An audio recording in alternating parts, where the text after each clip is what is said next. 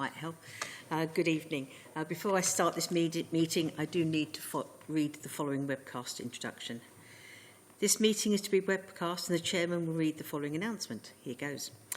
I would like to remind everyone that this meeting will be filmed live or recorded and uploaded to the internet and will be capable of repeated viewing. Therefore, by participating in this meeting, you are consenting to being filmed and to the possible use of those images and sound recordings. If any public speakers on the NMS teams do not wish to have their image captured, they should ensure that their video setting throughout the meeting is turned off and set to audio only. I don't think we actually have any speakers registered on Teams today.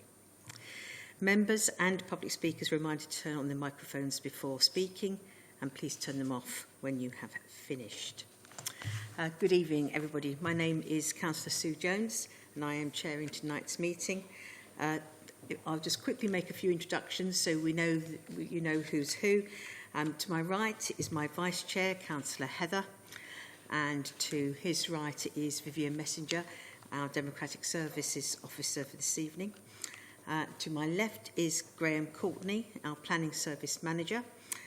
For this point of the webcast, members who are in our committee are sitting to my left, and they will be discussing the items.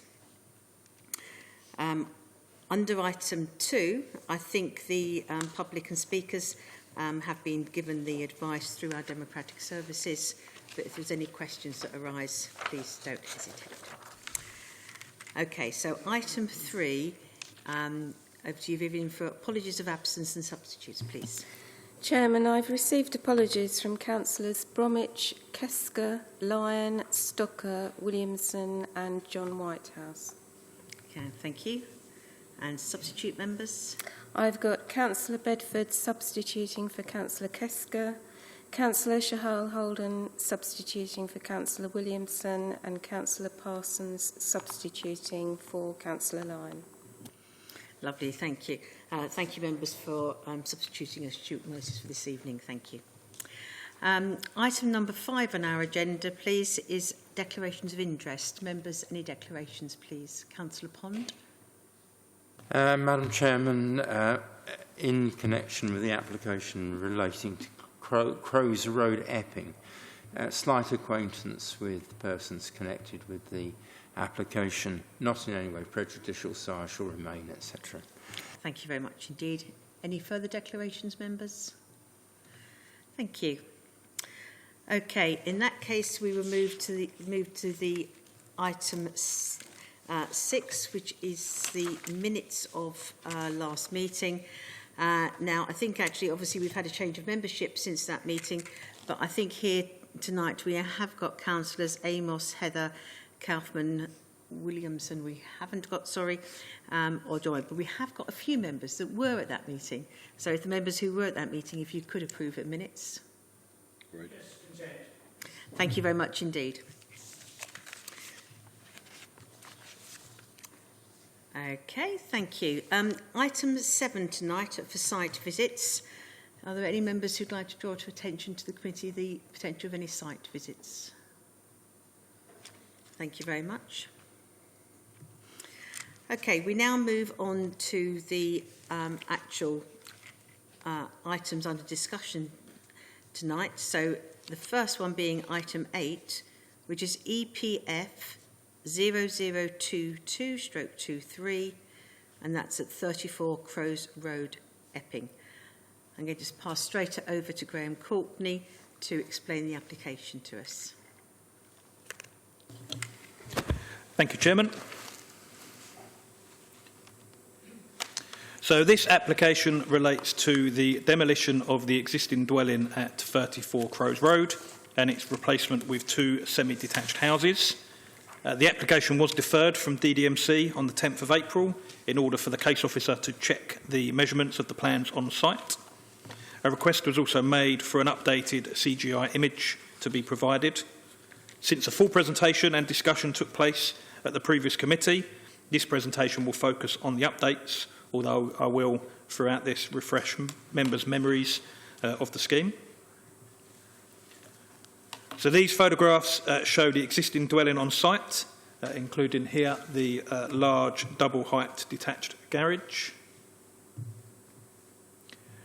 These show the rear of the property and the views towards the neighbours, here and here. And these also show some other examples of semi-detached houses in the locality. This shows the existing and proposed street scenes.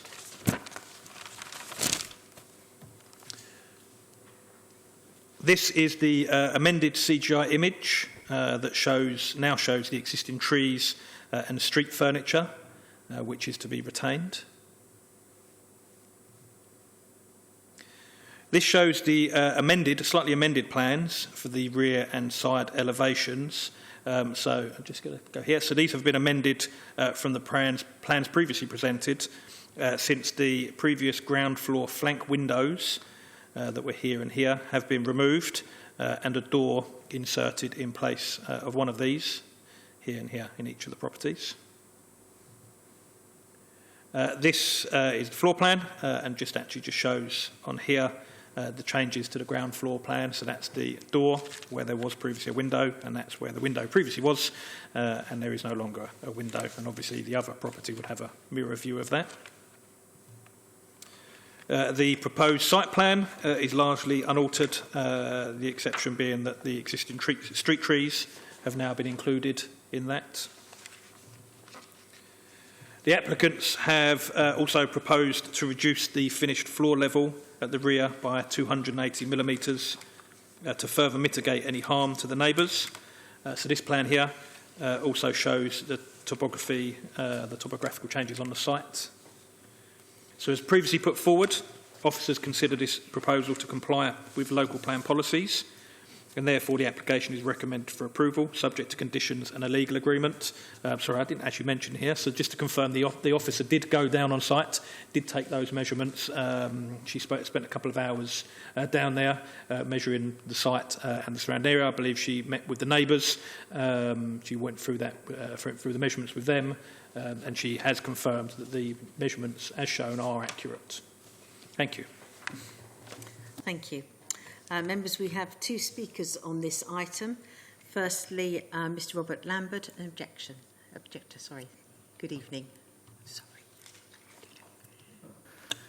Thank you and good evening. Firstly, I would just like to add that the planning officer didn't discuss measurements, it was just answering questions. She didn't measure when she was at the property, but I will start my speech.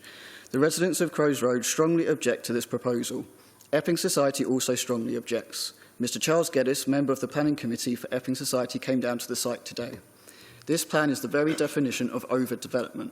If a plan had been put forward to build an 8-bed detached house in this plot, it would have immediately been seen as huge overdevelopment. We in Epping Society agrees that the current line drawings, including the amended proposed floor plans, are disingenuous, misleading, and do not add up with measurements once again. The scaling is not easy to decipher, and the interior walls and the bay windows have not been added to the final measurements. Adding up all the bits left out of the measurements, Mr. Geddes estimates that another metre should at least be added on. The new buildings will come to 2.4 metres beyond the rear of number 32's conservatory.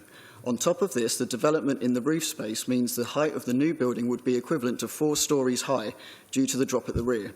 There is a document 19B that you can clearly see the height discrepancy of the garage at the front and back in relation to number 32 due to the topography. We have huge concerns with the planning officer's amended report, which has a number of discrepancies, direct contradictions and inaccuracies such as measurements against number 32 and other neighbouring properties. 2.4 metres is not marginally beyond number 32. Mr. Geddes came and verified the measurements today and can confirm they are still incorrect and are out by 1.3 metres, which is about this much. Number 32 from front to back is 13.5 metres. The plans for the development are listed at 15.5 metres front to back. However, within the planning officer's report, they are still saying it is only 0.7 metres beyond number 32's conservatory. Current 34 is also not in a state of disrepair or uninhabitable. We know this because the developer has had an occupant living in it for the last 19 months in the current number 34. It is a perfectly habitable building. The proposed development would also not fit in with the street scene. These would be two identical semi-detached houses in amongst detached character builds, all with front gardens and walls. We have evidence and an overlay that we have given to a councillor that shows that the new buildings would be at least 3 times the size in massing of the current 34 in nearly all directions. This application should be refused, purely on the fact that there are still huge questions over the measurements, especially measurements relating to the neighbouring properties. How can the committee decide when being given inaccurate information? How can you say it's in line with the local planning policy DM9 when it's been shown that it's over twice the mass in every direction possible compared to the current building? It's not preserving the character of the road as well. The Town Council was also not informed of any objections from residents which we are concerned with.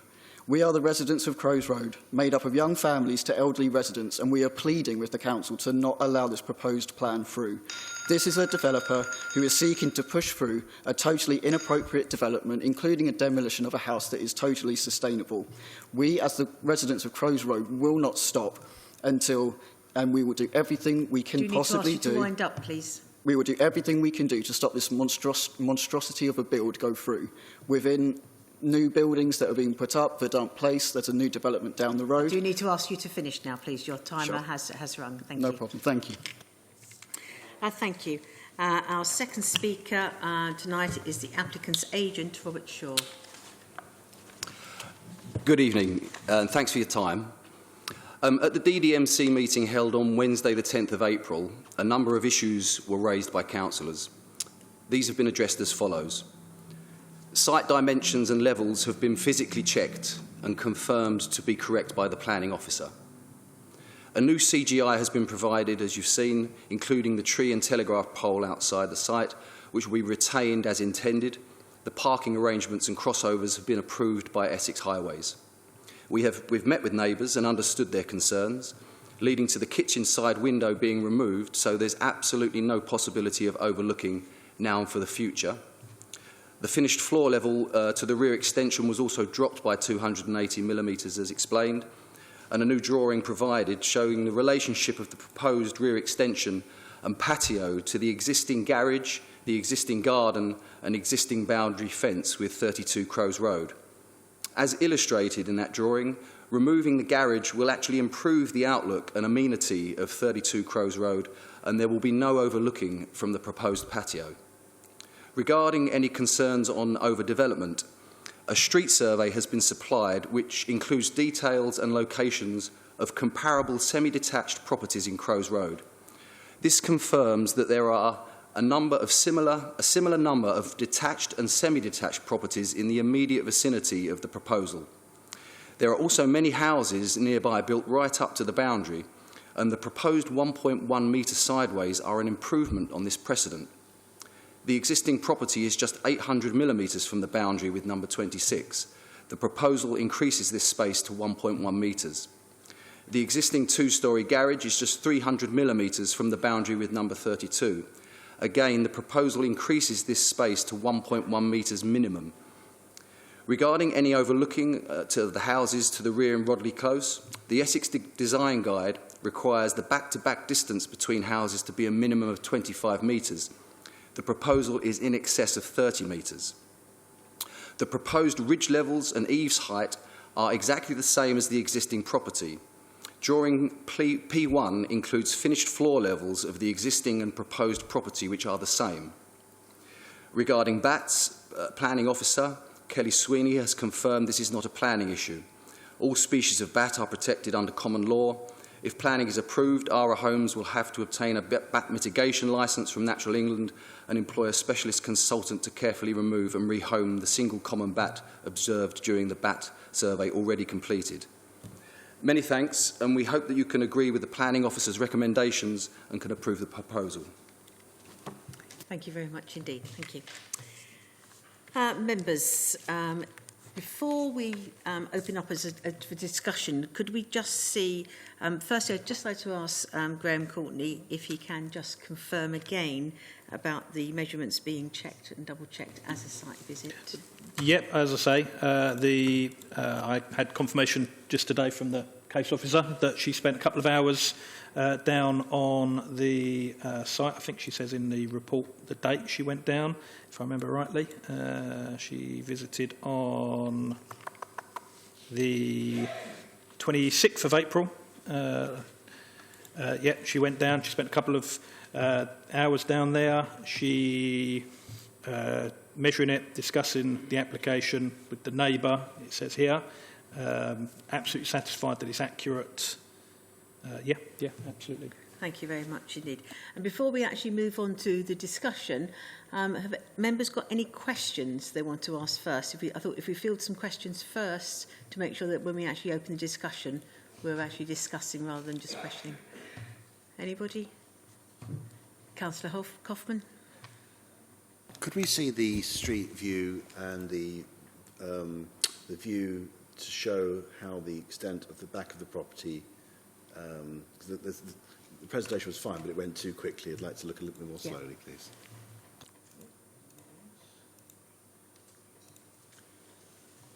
Yeah, no problem. Sorry. Obviously, because we previously presented, I try not to spend too long representing the plans. So this is the street view. So that's the existing, and this is the proposed. Just leave that up. And as I say, that's the CGI. I think the other one is this one that you're talking about. So that's the existing site plan. So that's the existing dwelling there. And that's the double height garage. And these are the neighbours. And then that's the extent of the new development. So this bit here at the back would be the single-storey element, and this would be the two-storey element.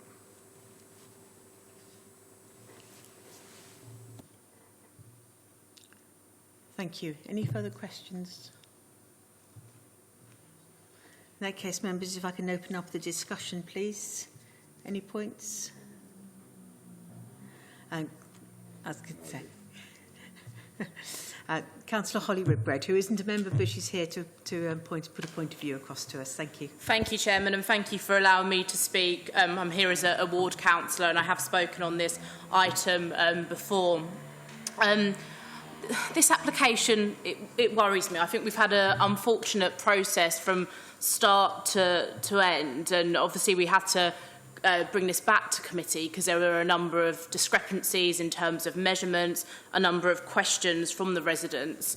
There are also a number of problems with the consultation as well, with representations of residents not reaching the town council, which is very concerning. So I do still have concerns around discrepancies, and I would like absolute confirmation that the officer did go and did take those measurements, because the residents have questions around that, and that does concern me.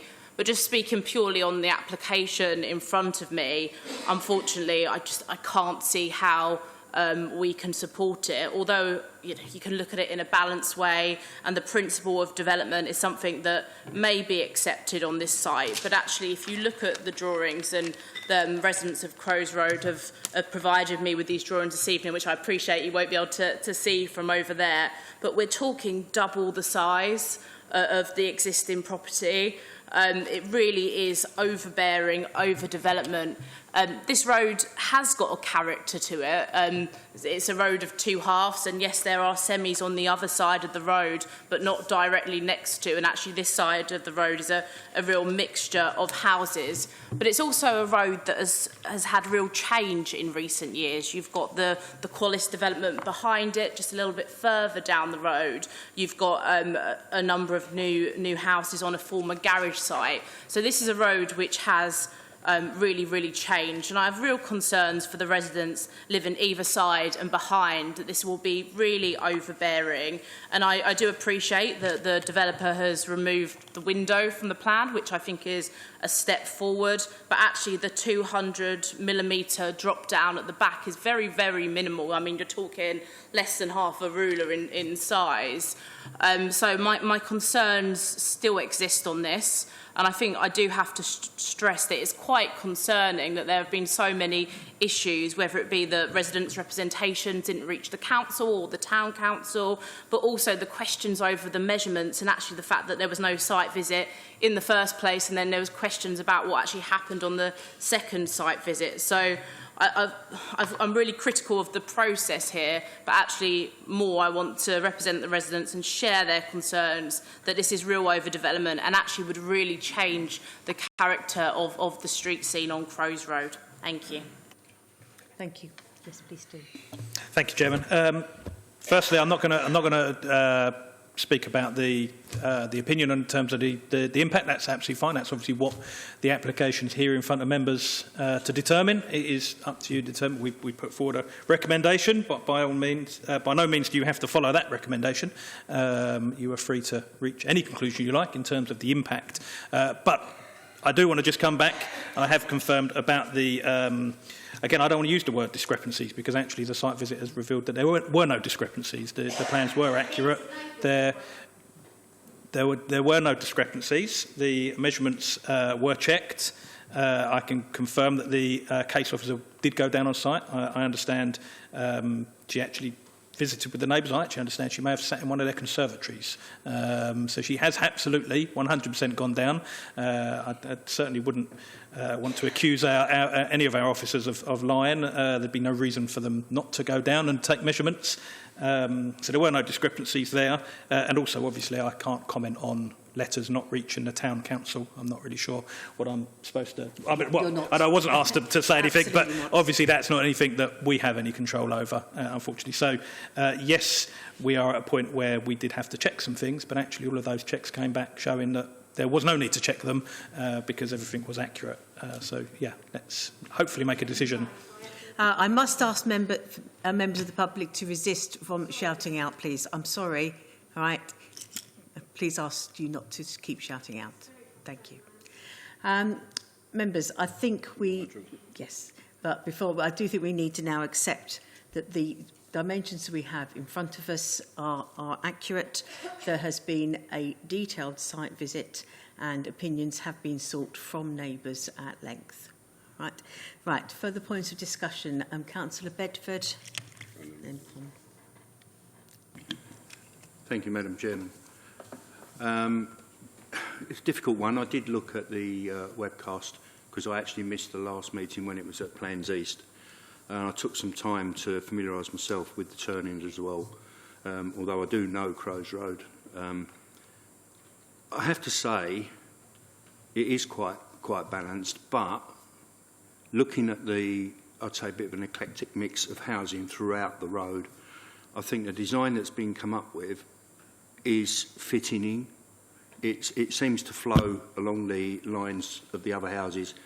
The roof lines have been taken into consideration, and also now with the drop-down floor to the rear, 280 millimetres, which isn't just half a ruler, it's actually about 10 inches, 9, 10, 11 inches. So it's only 25, 30 mil short of a foot. I think, on balance, it does fit the site with the two houses, and more importantly for me is the fact that Crows Road itself has suffered in the past with parking, and on this occasion that seems to have been taken into account, and the parking is being provided 2 cars per side. So on balance, I think the only issue left was around the bats.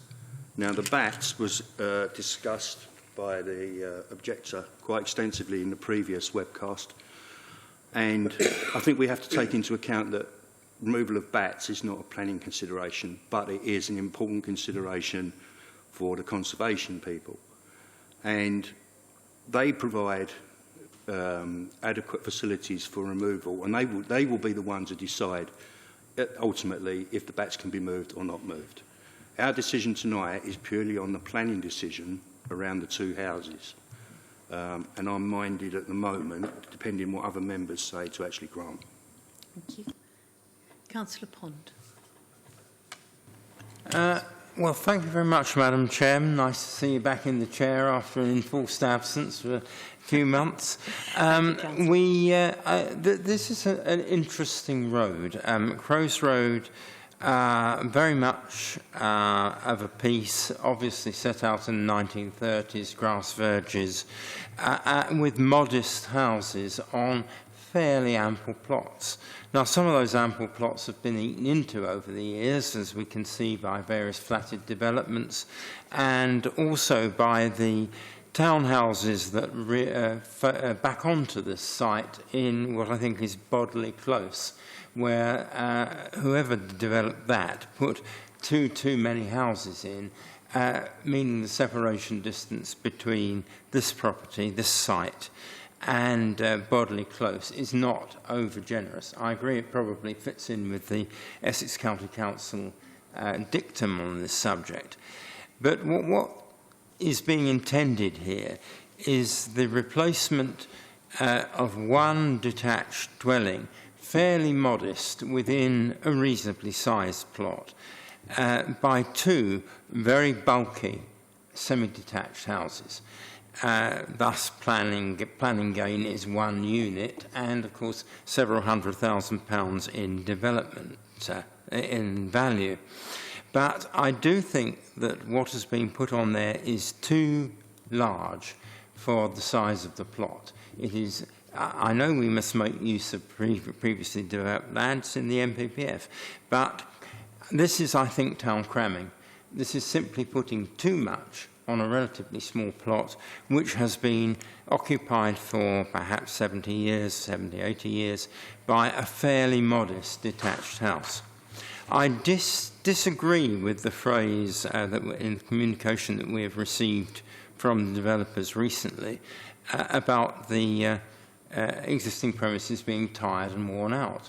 Of course, any house can probably do with a bit of a makeover in once in its lifetime, and the lifetime of this property is probably about 80 years. But that building does contain a considerable amount of embodied carbon, which, if we have even half a view to becoming carbon neutral, as all the political parties in the election have been adumbrating, then I think we should not develop a perfectly serviceable house. We should rather seek to repair it. I suspect simply this is a question of the value of the land and trying to cram as much as possible onto a fairly restricted site. So I tend to agree with much of what Councillor Whitbread said, and my view is, although that it is balanced, the balance should be in favour of refusal. Thank you. Thank you. Any other members, please? Councillor Coffman. Thank you, Madam Chairman. I'm sorry to go into the detail. I understand the site, I looked again today, the site slopes away very much to the rear, and there was concern about a patio and a high level at the back. Can we see what is the impact of the patio and the effect on the neighbours? Is there any issue there? I mean, my view is that this house is quite overbearing on the smaller house to the left, the chalet bungalow. I noticed on the CGI there seem to be some windows missing in the chalet bungalow on the side wall that's in the shadow of this. It is very balanced. I'd just like to see is that a retaining wall on to the right hand side at the back of the property there? What's that all about there? Is that just fencing or? And then. Sorry, thanks. Yeah, so that's the that shows height of existing boundary fence. So that's the existing boundary fence there with some existing trellis on top. So this is representing the existing fence, and then the patio is just here, so you can see at the bottom of the fence. So they aren't proposing a raised patio or anything like that that would cause overlooking. They would step down onto the patio. Any other members? Councillor Coffman. Thank you, Madam Chairman. I'd like to echo the comments of Councillor Whitbread and Councillor Pond. I am concerned about this. I mean, I take the point that there are a mixture of semi-detached and detached dwellings on the site, but looking at the pictures I've seen, the houses that are the semi-detached ones were laid out probably in the 1930s at the start of when the road was developed. This is a single plot, and it seems a bit egregious to suggest all of a sudden that a plot that's been a perfectly reasonable house for 70 years suddenly is no longer suitable as a house, and therefore it should be condensed to accommodate 2 dwellings. I just think you're going to end up with a situation with very small gardens. It looks like it's going to decimate the street scene because most of the houses on the road have some sort of retaining wall and an entrance to a driveway. I don't know how you're going to clear all of the edge boundary to create the parking and somehow retain the street trees. On balance, I think it is too large. I know it's very nicely balanced, but we can all design a very lovely balanced house, but the question is, does it fit in the confines of the site? My personal view is no, and I'm afraid I don't think I could support it in that current design. I think a house should be on that site, but I think it should probably be a single house. And that's all from me. Thank you. Thank you. Councillor Dad. Thank you. When I looked at the plans, I thought that this was quite a wide plot. But my question really is that it would appear that we have actually satisfied the problem about residential amenities by some of the revisions since it's last been to committee. The street scene, as shown, to me looks quite similar and would fit in. Bat protection is being covered. I'm looking at the objections that were put forward here. The measurements discrepancies we think are being covered, which points down to overdevelopment of Crows Road. But if you drive or walk down Crows Road, it is not unusual. And the earlier part of it, 1 to number 30, is much more crowded and narrower plots. And if we are mindful to refuse this, I question whether there's any policies that it doesn't comply with. And surely we must actually, if we are refusing it, we must actually have a policy that it doesn't comply with. Thank you. Thank you, Councillor Dad. Councillor Whitbread, I indicated you'd like to come back in. Thank you, Chairman, and thank you for allowing me to come back in. I just wanted to draw members' attention to the CGI again, if that's okay.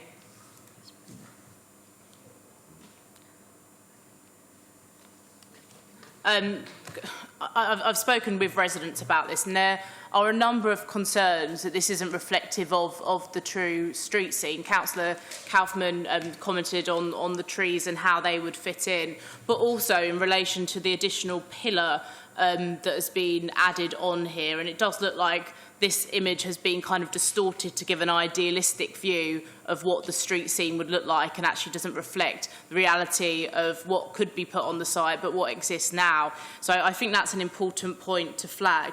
I would also say this would set a precedent, that this is probably the first of this type of building to be knocked down and redeveloped into 2 homes on Crows Road. Yes, there is 1930s semis opposite, but they weren't done in this way, and it will set a precedent with a number of single houses on the road, and there is potential for this to completely transform the street scene of Crows Road, which is actually why I'm so opposed to it. Largely, as I've said, I believe it's overdevelopment. It's more than double in size, but it will actually change the character and set a precedent for the future. So I'd be really grateful if members could reflect on that when we're making the decision this evening. Thank you. Thank you. And can I just ask for one clarification on then? I've always been of the opinion that setting a precedent isn't actually a reason for refusal, in that any future application would be treated under due process. It would have to be discussed. It would have to go through exactly the same scrutiny that any application, and you can't use the excuse or the reason that it's been done elsewhere to actually encourage planning permission being granted. But Mr. Courtney, perhaps you could. Yeah. I mean, absolutely. I mean, as with much of planning, it's not black and white. It's always slightly grey in a lot of areas. Absolutely, every application is determined on its own merits. That's the standard phrase that is used. But saying that, obviously precedent is a material consideration. I mean, we've already touched on it here. There's been reference to other semi-detached houses and other developments down the road. That is a material consideration as well. So yes, precedent is an issue. It's unusual you wouldn't likely refuse on the fact that it does set a precedent, but certainly it can be a consideration. And I just wanted to just very quickly come back, just to confirm, and 100% what Councillor Whitbread said. Obviously, CGI images are visual aids. They're not to be taken as plans. They're not to be, that's not what we're approving. This is purely to be a visual aid to help see how it may look, but always treat them with a slight pinch of salt. I'd come back on that, say actually that I'd come back on that, sorry, Madam Chair. I'd come back to say that although it's obviously not a drawing that we should be considering, but it's decidedly intended to make us think it's something that's different. Unless the applicant owns the building next door, the roof is completely different in that CGI. And if that's not an attempt to mislead us, I don't know what it is. So it does bring questions of the drawings, because if that's wrong, which it is, I think we can all unanimously agree that roof is different between the Google Street View and that's wrong. It's missing the windows, both sides. And I disagree as well with the idea that a precedent is a reason to refuse. I mean, I wish you'd been on my side when I've been turned down for applications where it would set a dangerous precedent. That does happen. So I think if we are minded to refuse it, I think we can be confident that we can. I don't see why we have to be pushed into it. Thank you. Councillor Holden. Sorry, just for clarification, this is being demolished, so I would expect it to be different from the current house, and the roof would be different. I think that's a fair statement to make. Sorry? From next door? Yeah, it doesn't make any impact. If you go just past the What am I missing? Sorry, Madam Chairman. If I may just come in. Can I have a speaker on? Can I have a, thank you, microphone, sorry. Yeah, thank you. sorry, Madam Chairman. There's been some discussion, or just a visual, looking at the existing street scene, where we can see the bungalow to the left and the window to the left, which is impacting on the... It's not in the drawing on the CGI. But when you do on the street scene and you tap just past it and you look, that window is already looking onto a blank wall of the house. Thank you. So it doesn't make any difference. Doesn't make any difference. It's, yeah, okay. And the same the other side. Thank you for clarifying that. Thank you, Councillor Bedford. Councillor Amos. Nigel, Councillor. Thank you, Councillor Bedford. Thank you, Madam Chairman. And I take what Mr Courtney says about CGI. Nevertheless, I would say that the design is not unsympathetic with several of the houses that are in Crows Road. There are various different designs. And the removal of that two-storey garage would certainly not cause anybody any unhappiness, I would have thought. It's pretty ugly. But my concern is that it is over large for that site. It just looks just too big. And I agree it's finely balanced, but I think on balance, I would have to say I could not support that at that particular size. Thank you. Thank you. Any further comments, members? Members, we have a recommendation to approve with the conditions listed in the agenda. Can I ask for all councillors to show who are in favour of approval, please?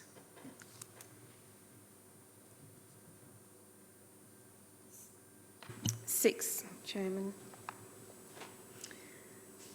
All those against?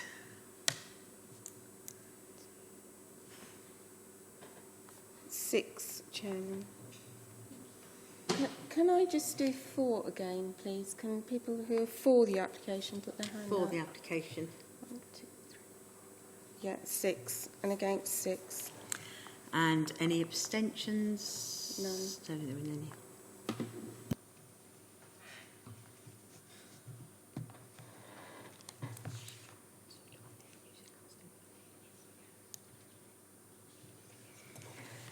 Members, in the case of a tied vote, I, as chairman, have a casting vote. And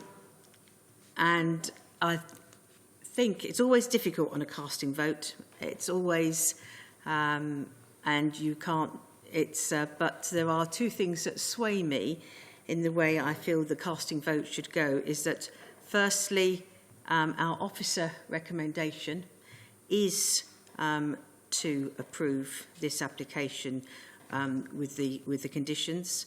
The applicant does seem to have done significant work in order to rectify and counteract the initial concerns drawn up, and I did in the initial vote also vote for granting this application. So I will, with my casting vote, I will vote in favour of granting the application. Thank you. Thank you very much.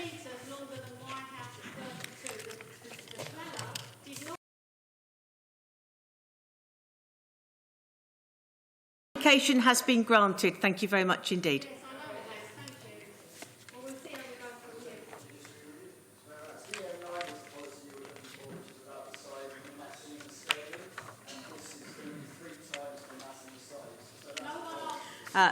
Members of the public, thank you very much indeed.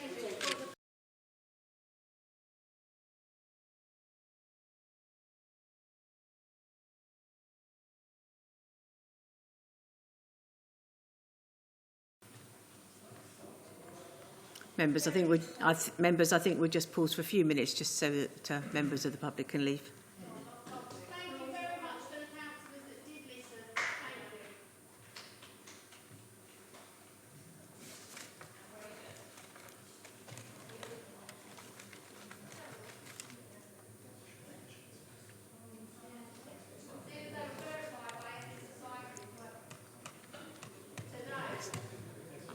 Well, you're more than welcome to stay for 5 minutes if you want to.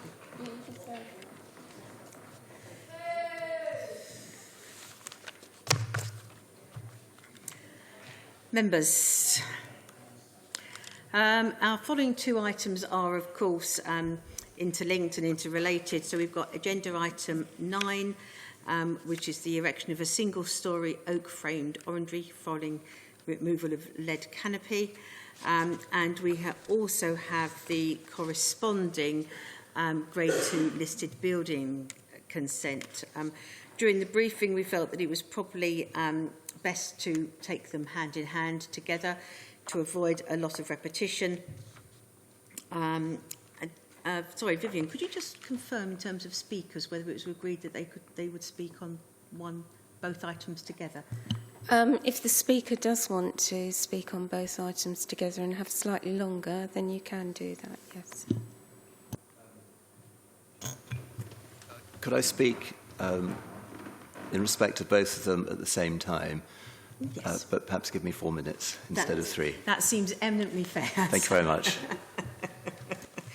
OK, no, that's fine. Thank you very much indeed. OK, right, over to Graham Courtney. Thank you, Chairman. I was going to say about the next two items being presented together, but you've already done that, so I won't. That's not a problem. So this application is for a single-storey extension to the rear of number 122 High Street, Roydon. The application is recommended for approval, subject to conditions, by Area Planning Subcommittee West. The application is before members of DDMC, since the recommendation to approve consent is contrary to the development plan. In this instance, the policy in question is DM7, which relates to heritage assets. So the property is a Grade 2 listed building located within Roydon Conservation Area. The proposal is to remove the existing lead canopy to the rear of the dwelling and replace this with a new single-storey extension. A previous application was refused for an almost identical scheme. This was refused consent due to the harm to the listed building and the conservation area.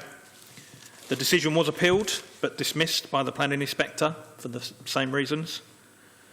The relevant extracts are quoted in the officer's report, However, it is clear that the inspector considered the existing plan form and rear canopy to positively contribute to the historic significance of this building.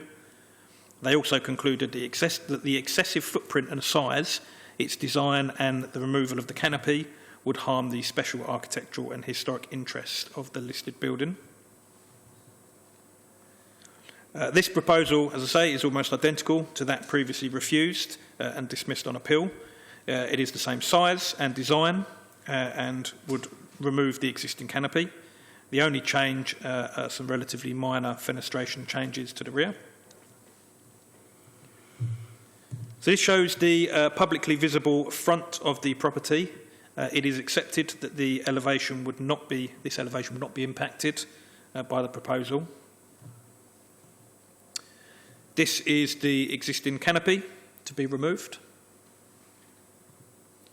This is another view of the canopy and the location of the proposed extension. And this is the rear of the property.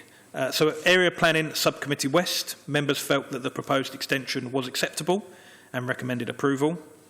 While such harm is generally subjective and members are within their rights to reach a different conclusion to officers, in this particular instance, the identified harm is not just officers' opinion. An almost identical scheme was refused by the council due to the harm to the listed building and conservation area, and the planning inspector agreed that the proposal would cause harm. Both local plan policy DM7 and the MPPF make it clear that any identified harm to heritage assets must be outweighed by clear public benefit. There's no denying in this case that there will be harm, as that's already been established through the planning history. The reason the application is now before DDMC is because the West Committee members failed to identify any clear public benefits to outweigh the identified harm. Nonetheless, the application is in front of members with a recommendation to approve, subject to conditions. Thank you. Thank you. We have a speaker on this item, and as we heard, the speaker is actually going to speak on both the linked items together. So this is the applicant, Adrian Eales. Thank you. The Planning Officer's report indicates our application is before you because it's near identical to a previous scheme that was refused by the Council and subsequently dismissed by the Planning Inspectorate. But what you are not told is that the previous refusal was only at officer level. The first time our scheme was considered by councillors, it was approved in June unanimously by 12 members of the subcommittee. We don't understand why our application is before you. The Planning Officer claims there is a policy conflict because no clear public benefit was identified by the subcommittee to outweigh the harm that would be caused. But that is misleading because no harm was identified by a single councillor on the subcommittee. The subcommittee did not, therefore, need to consider public benefit. We will not be harming the historic building. Instead, it's being harmed at the moment by a modern defective lead canopy that allows rainwater to penetrate and damage the historic fabric. We will be removing that harm by taking away the lead canopy and replacing it with an oak-framed orangery in keeping with the internal oak frame of the house. We are not changing anything of the historic fabric. We will not be concealing any of the historic fabric. In paragraph 17 of the Planning Inspector's report, he concedes that the primary significance of the building has nothing to do with the rear aspect where the orangery will be. His objection to the previous application was that the plan form would be eroded. He carelessly overlooks the fact that the planned form of the original historic house was lost in the 1980s when the two modern brick extensions were added. He refers to excessive footprint and size of the orangery, but the orangery will be single-storey and sandwiched by two existing taller modern brick extensions. His view that the orangery will be unattractive is purely subjective. 12 councillors have formed a different view, and we hope you will agree with them. You are not bound by the planning inspector's view that there is harm. There is, in any event, clear public benefit with our proposal. We will be removing a structurally defective lead canopy that is damaging a heritage asset through water penetration, and we will be greatly improving insulation by adding an energy-efficient orangery made with oak from sustainable and renewable forests. Please agree with the subcommittee that our scheme will not harm our home, but will enhance and protect its heritage with a useful, traditionally built, oak-framed addition. Thank you. Thank you very much. Members, firstly, as previously, are there any questions before Councillor Pond, then Councillor Amos? Yes, Madam Chairman, thank you. Might the officer advise us of the date of listing of the building and also of the planning permissions for the construction of the 2 brick pavilions, for want of a better word, and the leaded roof? Thanks. Let me have a look. Sorry. I was going to say the history should have been in the report, but it doesn't go back very far. Let me have a... I will come back to you on those. Excuse me, I thought there was another speaker. Oh, so sorry. Can't be. No, it's the same person. No. I can tell you when it was listed. It was 1985. Thank you. We moved in 1993. The 2 extensions, the modern brick extensions, were already there. Thank you. And so was the lead canopy, but the lead canopy had only just been finished. That was put in after the 2 brick extensions. Thank you. Okay, Councillor Amos and then Councillor Dadd. Thank you, Madam Chairman. This is really just a point of order for clarification. It has been suggested that because the Plans West voted unanimously in favour, it should not be before this. Before this committee, would you just like to clarify that it is in order? I'm not determining the issue at the moment, just sorting out that one point, please. Yes, okay. I think Graham Courtney. Sorry, as to why it's here tonight. Yes. Yeah, I mean, this is a slightly unusual situation. As I say, it's not unusual for members to come to a different conclusion in terms of harm. There's absolutely no issue with that. An officer may make a recommendation that they consider something to be harmful, and members may disagree with that. There's absolutely no problem with that. Obviously, in this instance, the council has previously refused a very similar, almost identical application because of that harm, or because of what the council determined to be harm. It doesn't technically matter that that was an officer delegated decision. The council has made that decision, and that was appealed, and the planning inspector did identify that there was harm from that. That is something we have to take into account. You don't have to follow the planning inspector's decision. It is a material planning consideration, but you are free to determine however you wish to determine, but it is a material consideration, and it's here tonight because procedurally in the Constitution, obviously if something is contrary to local plan policy, then it should be referred up to DDMC.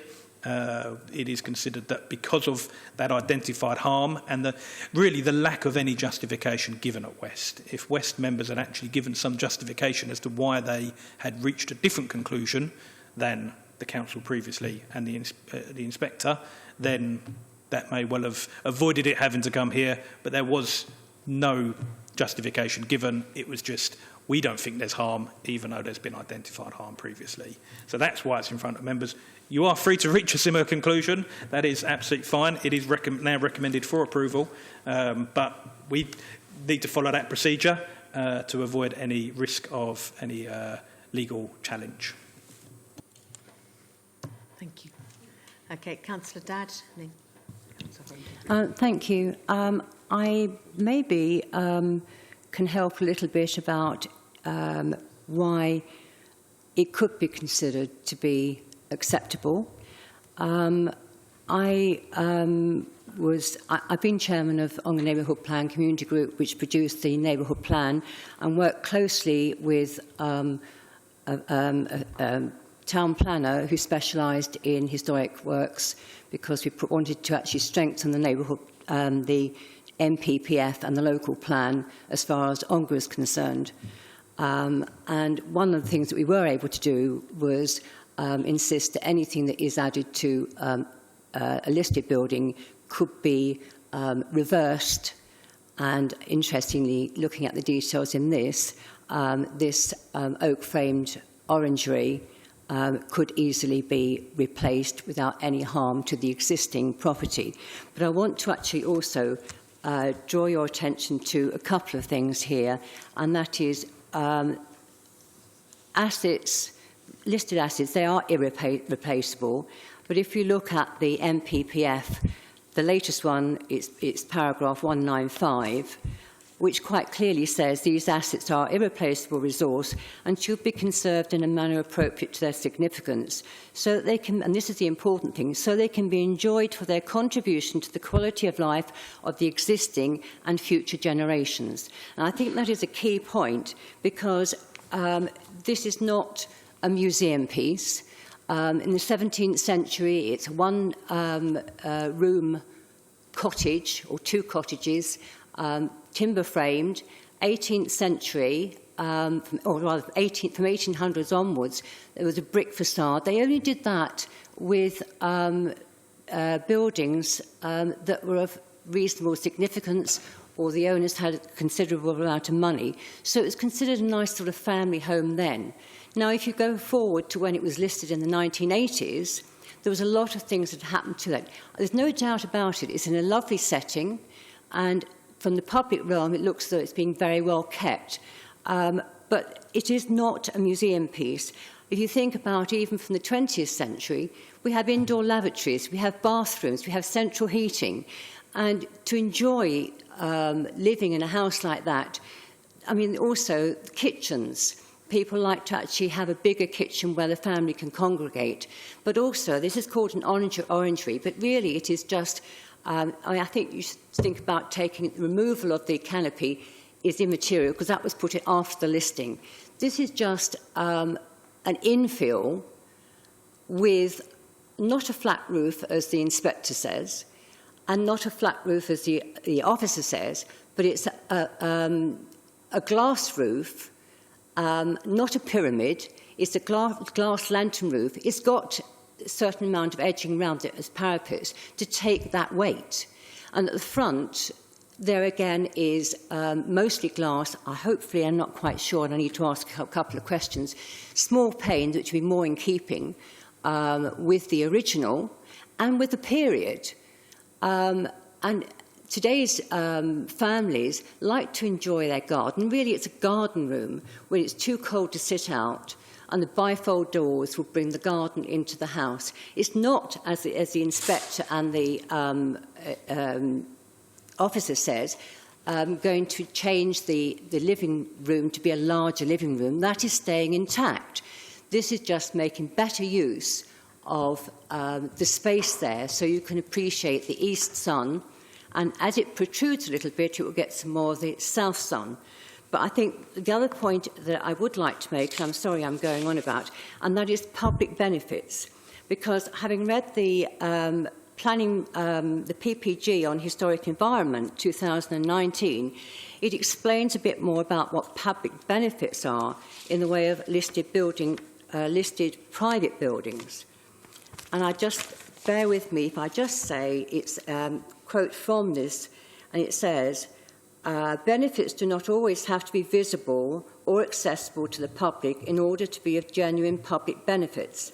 For example, works to a listed private dwelling which secure its future as a designated heritage asset could be a public benefit.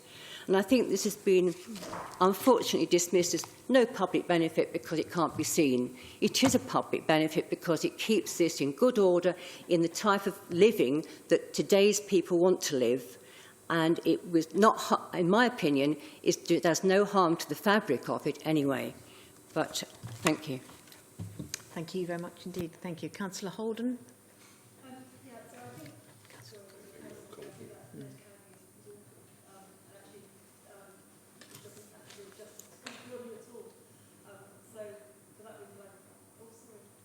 Sorry, I forgot about the microphone. Apologies. Sorry, I was just saying that the lead canopy, in my opinion, is not very tasteful, and actually removing it would be better. But also, the fact that there seems to be harm to the building behind it because of the lead canopy, and I don't see I have not seen that in the planning officers or the case notes here around that at all as to what's happening, and has that been actually considered.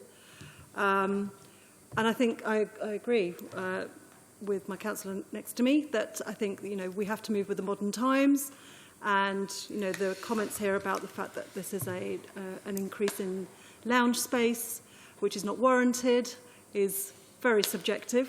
I mean, who's to say what people need in their homes? I mean, that's a matter of subjectivity.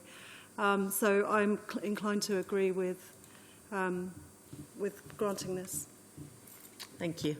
Councillor Kaufman. Thank you, Chairman. A question for Graham. Actually, one, I haven't had the benefit of seeing what the actual design is, but the root of my question is, do you have a measurement for the original house as, I know it was built as two houses, but the original built form of the two listed buildings, what's been added to it in the 1980s?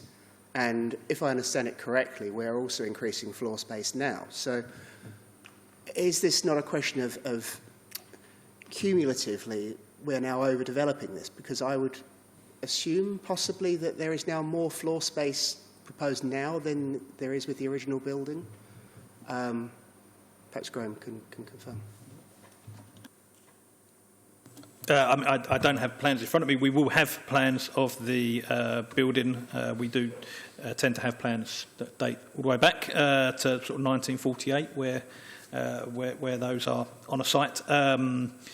I understand that the original building is this, obviously the main two-storey section with these bits being added to the rear. So yeah, you're right. This entire section would cumulatively have been added, or would be added to the original property, which obviously was two dwellings.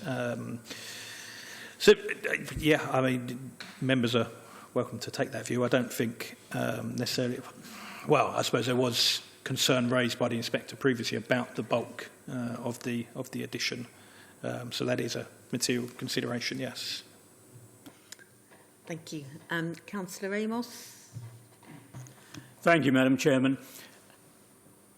If it had been the situation that those two 1980s extensions had not been there, I think I would have said unequivocally, no, we can't allow anything to be constructed there.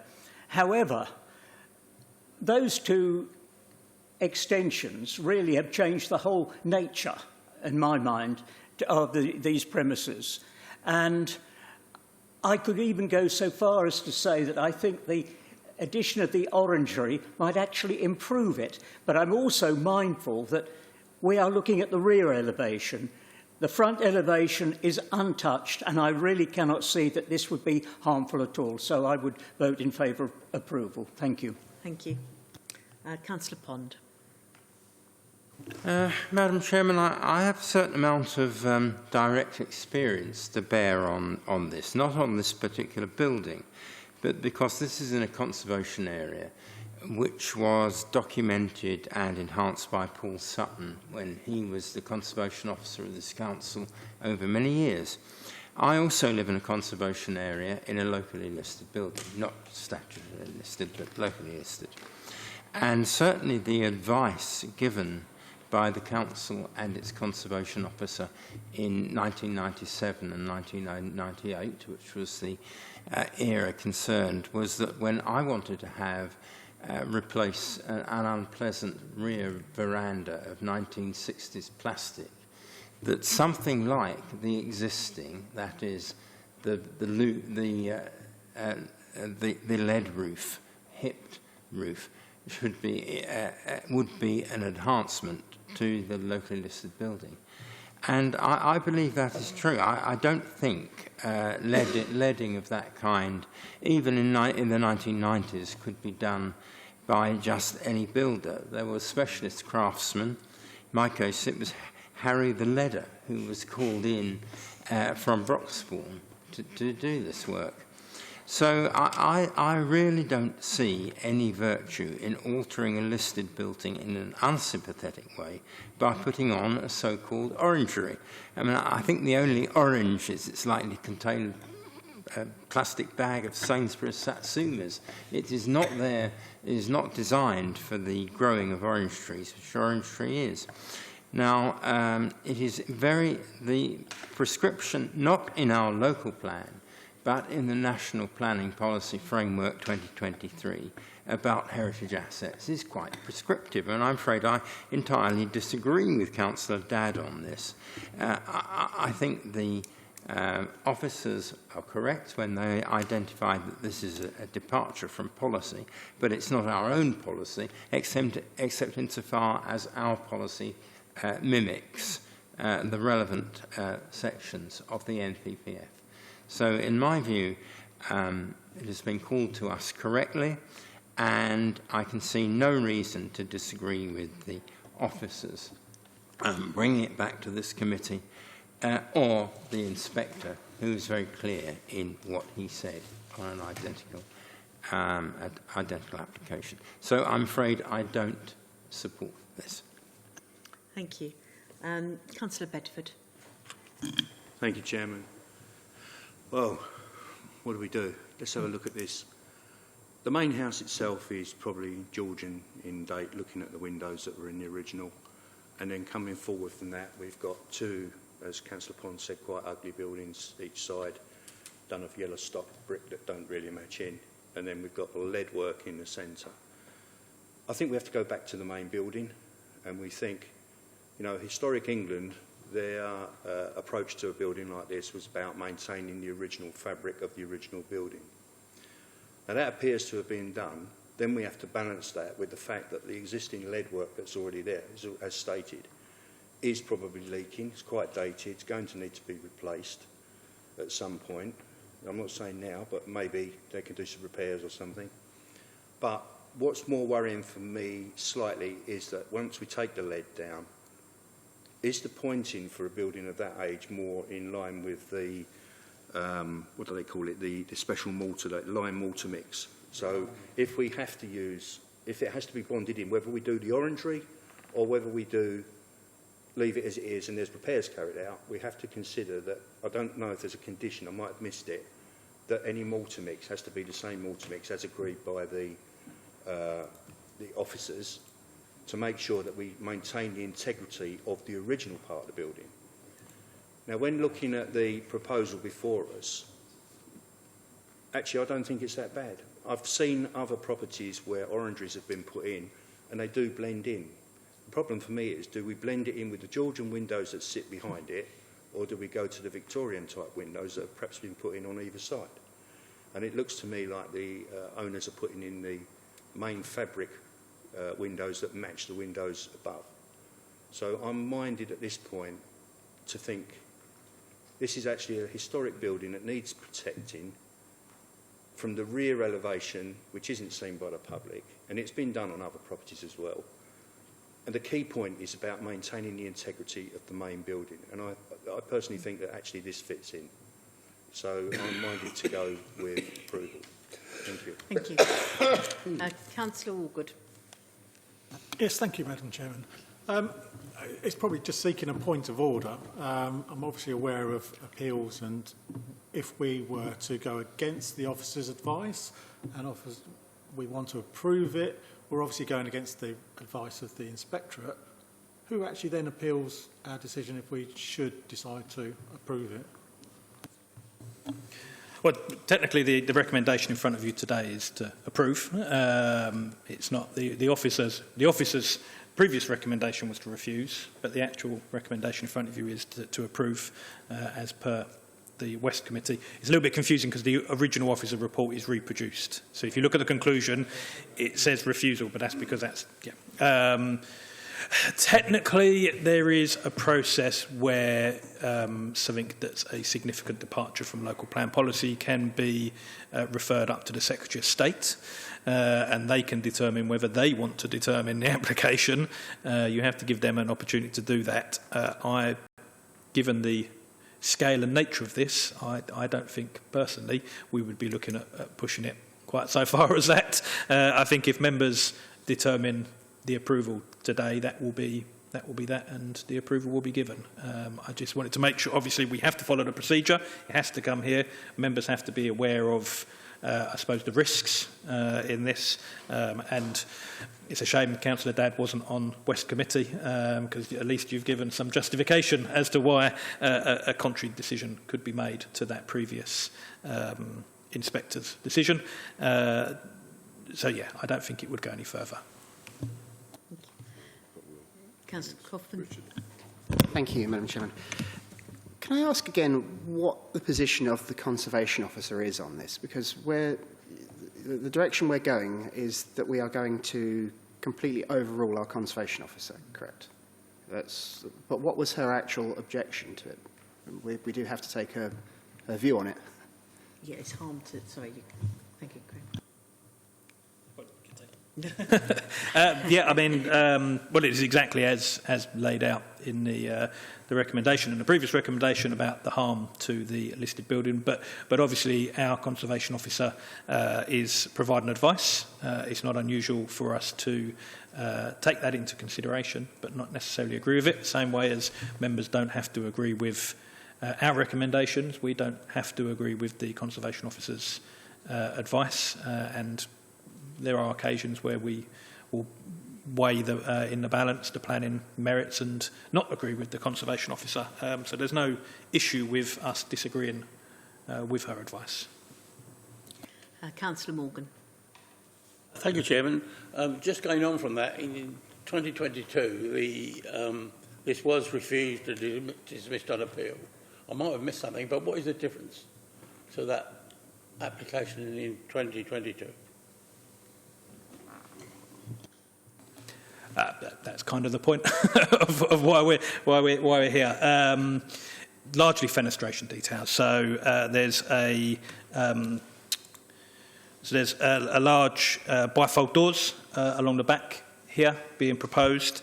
If we just flick back to the previous proposal, there are smaller doors here and more glazing along the edge. So these are just glazed windows with a smaller door there, and in the latest one we've got a wider door, but that I believe is the only change. Thank you. Councillor Morgan. Thank you, Chairman. It certainly looks a lot better than the lead canopy that's there now. Thank you. Councillor Dadd. One question. On the revised proposal on the details there, can it be clarified, please, how the bifold doors, I understand it's now going to be right the way across, but what is the fenestration for all of those? So it's not quite clear from the plans.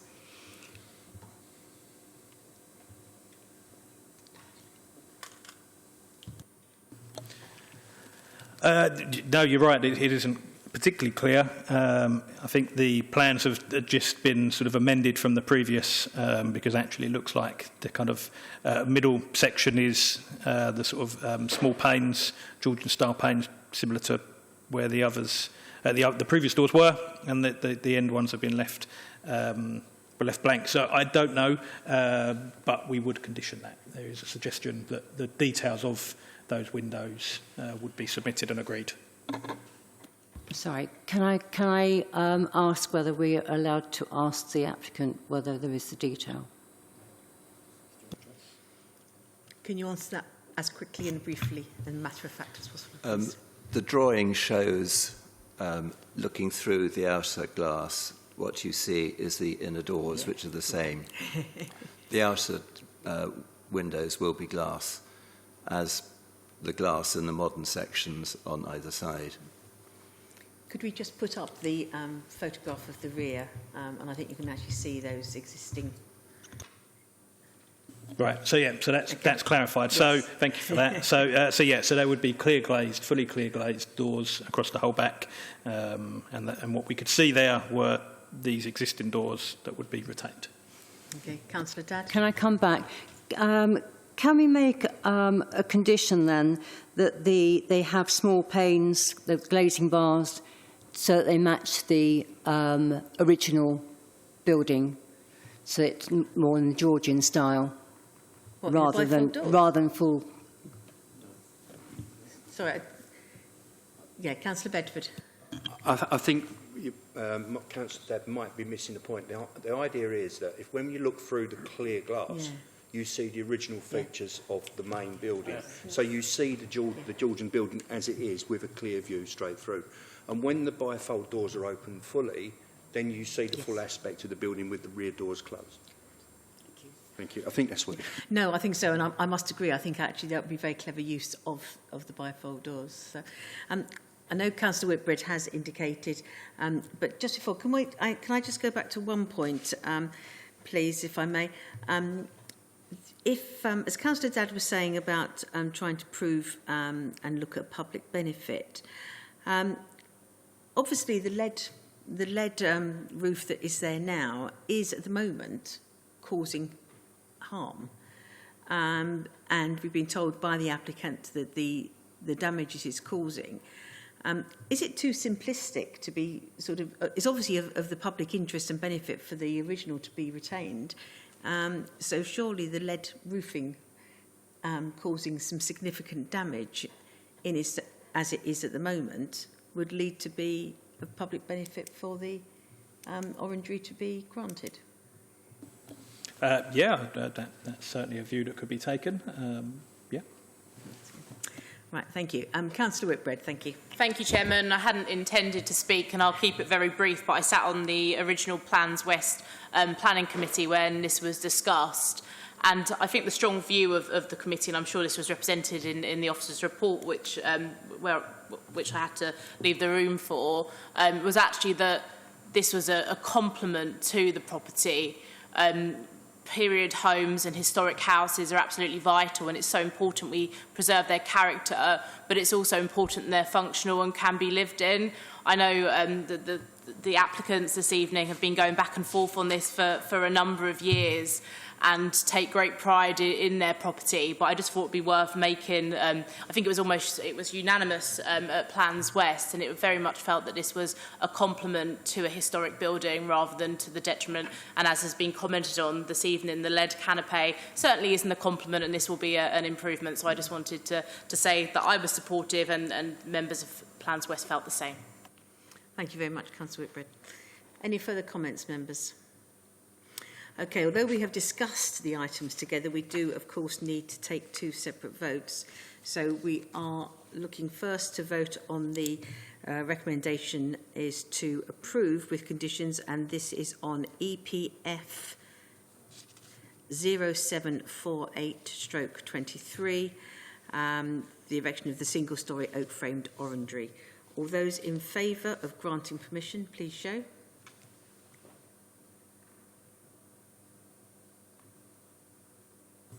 Nine. Those against? 2. Abstentions? 1. Thank you. Planning permission is granted. And then following that, we need to vote on item 10, which is EPF 0749/23, and this is the Grade 2 listed building consent for the erection of the single-storey orangery. All those in favour of approving with conditions, please show. 9. All those against? 1. And abstentions? 2. That is also granted. Thank you. Okay, items. Item number 11 is any other business. None, Chairman. Thank you. And finally, there is no exclusion of public and press, so that draws the meeting to a close, and I close the meeting at 2019. Thank you, members. Well done, sir. Well done.